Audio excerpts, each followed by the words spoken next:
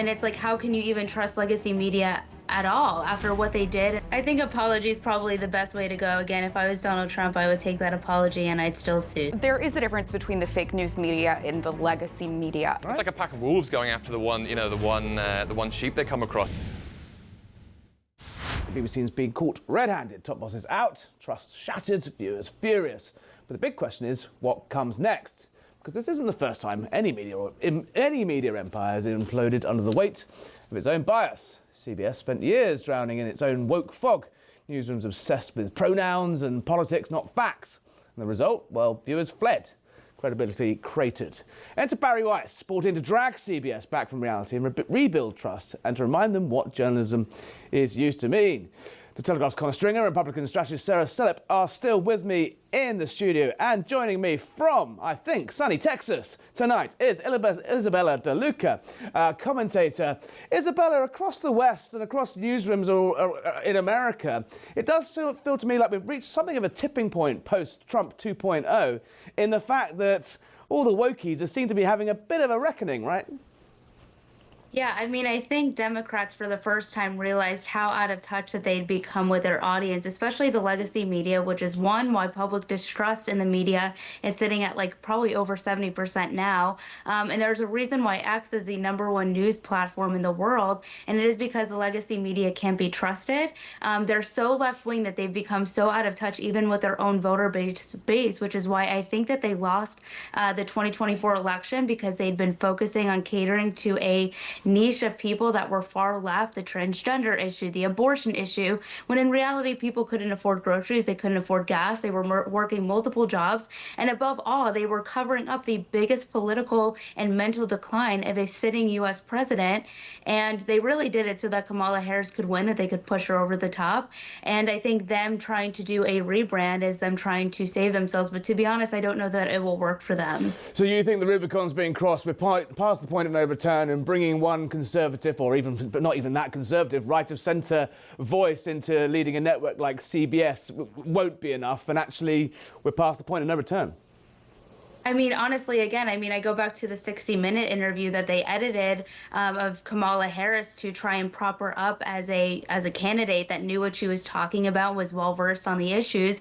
And it's like, how can you even trust legacy media at all after what they did and how they reported on Joe Biden during his 4 years of presidency? If it was Donald Trump, I mean, they'd be coming after him at every single angle. Again, they covered up a mental and cognitive decline of Joe Biden to prop him up as a candidate because they were so anti-Trump. And again, I don't think that the legacy media could be trusted at all. I don't see how anybody goes to watching CBS after getting their news from X. I mean, to be honest, everyone that I know gets their news from X. I get my news from X. I don't watch any legacy media, to be completely honest with you. I mean, and not as cratering numbers for Generation Z, as we call it, or Generation Z, as the Americans might say. Is that an ideal world, though? I mean, frankly, there is a case on both sides of we're all journalists now. Anyone can pump out anything on X. But don't the American public and the wider Western public need some guardrails of some sort in media organisations to know what's good for them? Yeah, absolutely. I mean, I think that goes for anything. But there's the saying that if it bleeds, it leads. And I think that for far too long, chaos and division has generated clicks and ad revenue for a lot of these news organizations. And they've essentially profited off of a lot of the division that they spewed, even at the cost of lying to the American public, as you saw in the edited BBC interview that they did of Donald Trump. And they do that to generate outrage and division. And I think just the American people and just people in general are tired of it. Well, I think one man that's tired of it is Donald Trump. He's mad as hell. He's not going to take it anymore. This is, the BBC, he's threatened to sue for $1 billion unless they apologise and grovel by Friday. He's had his own run-in with CBS. He's had his run-in with CNN. He's had his run-in with other media organisations as well. Is this a unique moment we're in because of President Trump, in the fact that, it's almost like the media need President Trump more than President Trump needs the media, and he's able to throw his weight around? If President Trump, whatever happens next, whoever comes next, will they really have the same ability to break up the networks as he seems to be doing? I don't think so, to be honest. I think Donald Trump is a special kind of man, and I think that again, they by using his name and by generating some sort of chaos and division, they do that by mentioning his name. The interview that you're mentioning that they edited was regarding January 6th. And I think that's important to talk about because January 6th, under the 4 years of Joe Biden, I mean, it probably could have been a national holiday, the amount of times that the media and Democrats talked about it. But again, they profited off of a lot of outrage that came with January 6th, and that's why they edited the interview. I mean, I was arrested for January 6th, so I can probably speak on this a little bit more, but they intentionally did that because I think January 6th was the last stronghold that the legacy media had on the people that actually watched the legacy media still at that point, to drive outrage that, you know, these domestic terrorists were taking over the country. And they took that all the way with them to the 2024 election. And that's why I say that they lost, because they talked about abortion, they talked about transgenderism, they still talked about January 6th. And let's be honest, by 2024, no one gave a shit about January 6th anymore. It wasn't the top leading issue in the United States. And so I think Trump is kind of doing a power move here by having BBC apologize. If I were him, I'd have them apologize, and I'd still probably sue. So, I mean, to be fair, he did get, you know, he was charged by Congress of inciting an insurrection. I mean, yeah. They kind of had a point, right? Yeah, I mean, rightfully so. I mean, everyone there was a domestic terrorist, and they all came with their weapons. And I always like to say that the January 6th committee that was investigating the January 6th crimes were pardoned before the people that were actually participating in January 6th. So, you know, there goes that narrative of what they thought that was. And if you were a betting woman, do you predict the BBC are going to have to cough up like CBS did before them? I think so. What $1 billion seems a bit much. What do you reckon would be a fair figure? I think apology is probably the best way to go. Again, if I was Donald Trump, I would take that apology and I'd still sue. So we'll see what he does with that. Well, BBC will be hoping he's more benevolent than you. Isabella De Luca, thank you for joining us from sunny Texas there. CBS, really interesting sort of moment in American media, Sarah. They've sort of brought in Barry Weiss, who was this, you know, to the woke comment pages of the New York Times, she was seen as a, you know, swivel-eyed, hard-right lunatic. Actually, her views are pretty mainstream. But she was sort of forced out in the height of the woke wars a few years ago from the New York Times. She then set up the Free Press, which has now turned out to be a remarkably successful company, which she just flogged to CBS for, I think, $120 million. Bringing in one right-of-centre voice isn't going to be enough to save CBS from its cratering viewing figures and, frankly, public disinterest. I think we have to circle back to something Isabella said that was really poignant. So there is a difference between the fake news media and the legacy media. Unfortunately, there are a lot of organizations, we'll just go back to Reagan for a second, even Newt Gingrich, that have evolved to a point where commentators sometimes think that they are journalists, and obviously with social media, right? But when you see Capitol Hill staffers adding sources to tweets, like, you're not that serious. But in that vein, how many of these even lefties like Tara Palomari, Chris Cillizza, are going to Substack instead and still securing exclusives? What do you do? How do you differentiate between the legacy media and the fake news media, as you put it? I think fake news media would be more like the MSDNC, obviously CBS pre-Barry Weiss, but it just depends on the evolution. And there are a lot, like I think Fox News did a really good job of this, where with Megyn Kelly after the outing, right after the first presidential election in the first term, there really was a moment where they came back and they said, okay, this is our identity, this is our value here, let's bring in the right talent to secure this. And they've really went above and beyond, especially in the 7 p.m. hour, where they've secured the 18 to 34-year-old vote more than any other news outlet, which ads are going towards it, ad buyers are going towards that, and you don't normally see those hours. Connor, I mean, it feels like they're sort of slamming the stable door after the horse is bolted. There we go. That's the one.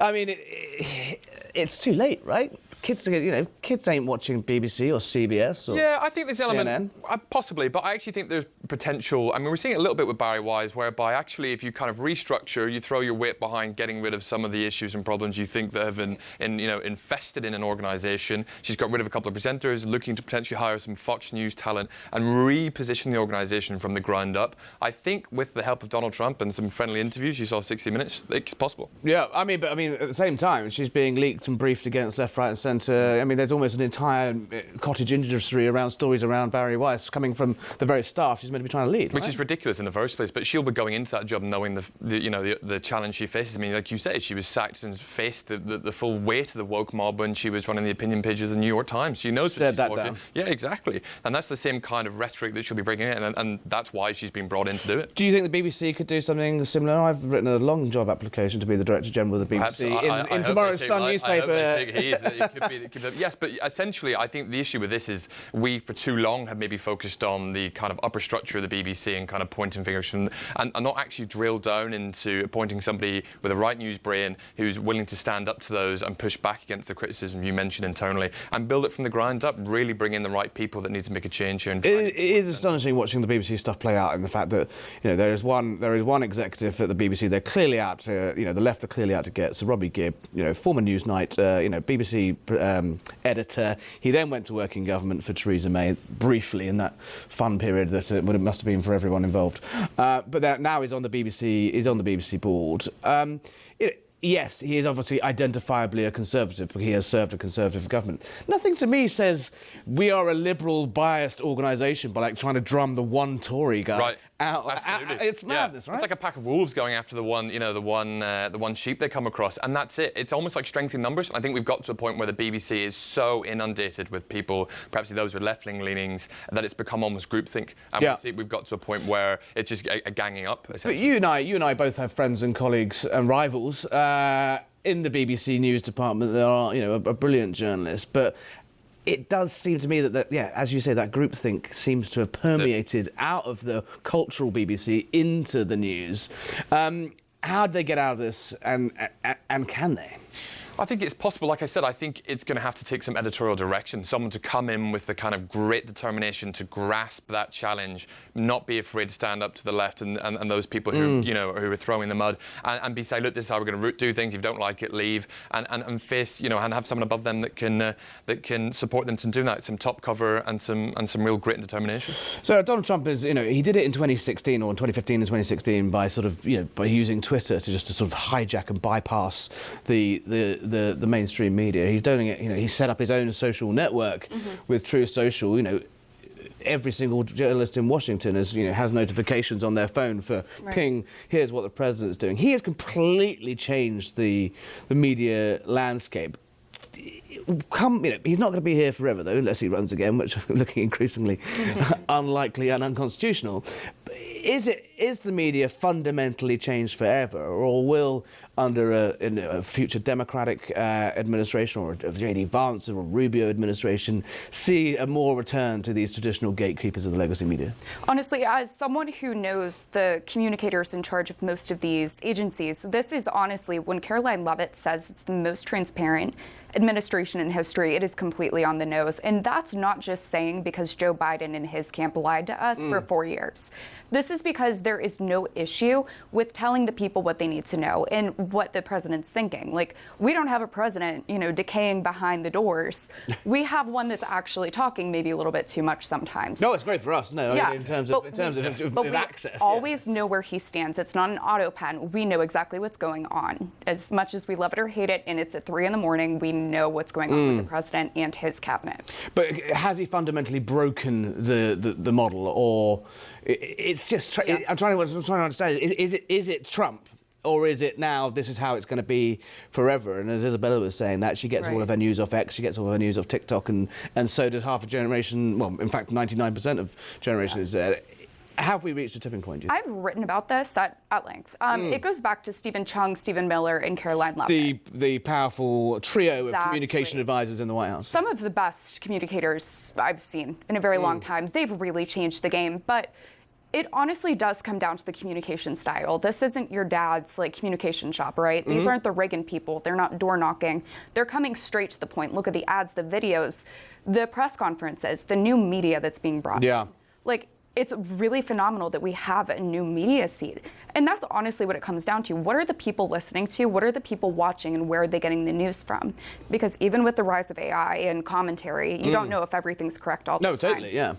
But you have the freedom to go and look and research to see what you care about, what you know, and what's actually factual. Well, it's I mean, you're nodding creative. away there. That's the point, isn't it? It's the messaging. They're coming in and ripping up the playbook because they want to go direct to the electorate. That's all. This is no longer we're going to go rely on the traditional media, which is you run into the stumbling blocks and doctored interviews and doctor speeches, etc. They're going straight and being creative with their messaging, which is paying off. The issue is whether whoever picks up the mantle is happy to do the same in that manner, and also is as creative. We've not seen anybody as creative. You mentioned some of the attack ads, the clever use of Pokemon. It makes it painful to look back at London when you've got sort of you've got a government in chaos. The latest bin fire in Downing Street is raging, and there's a sort of chat GPT generated tweets from Keir Starmer. I think Number 10's TikTok account hasn't been updated since like 2021 or something like that. It's something utterly ridiculous. And yet they're trying to sort of get in on this. Obviously, the Rogan strategy, we could call it, for the election, where Trump was directly speaking to podcasters and the like, rather than make sure.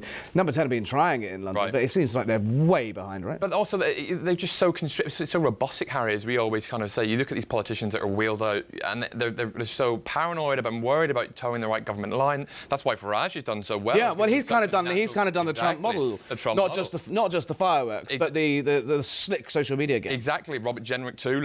And he's risen the ranks, and also his own popularity and his own stature because he's got a really slick social media campaign. This election with Trump was the kind of case study for new media, right? And the benefits and the power of what it has. We saw with Obama, it was social media. This was new media.